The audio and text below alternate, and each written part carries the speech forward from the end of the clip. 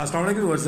आज इमरान खान साहब की जो सिस्टर है हलीमा खान, उनका कहना था कि इमरान खान साहब को लेमिनेट करने की कोशिश की जा रही है, उनको ख़त्म करने की कोशिश की जा रही है, उनको दबाने की कोशिश की जा रही है, उनका केस मिलिट्री कोर्ट के अंदर भेजने की कोशिश की जा रही है और उनको फैज़ हमीद साहब के केस के साथ जोड़ने की कोशिश की जा रही है और इमरान खान साहब को तख्ता-ए-दार तक पहुँचाने की कोशिश की जा रही है। आज उन्होंने इस तरह के इंकशाफात किए मीडिया के साथ गुफ्तगू करते हुए। क्या पाकिस्तान के अंदर एक और भट्टो वाला वाक़या पेश आएगा? क्या इमरान खान साहब के ऊपर आर्टिकल 6 लगाकर इमरान खान साहब को सज़ाए मौत सुनाई जाएगी, या फिर इमरान खान साहब इस तमाम तर जद्दोजहद के बाद बाइज़्ज़त तौर पर बरी होकर पाकिस्तान की क़यादत को संभालेंगे?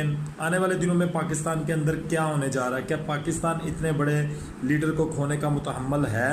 क्या चोरों की गवर्नमेंट हमेशा कायमोदान रहेगी?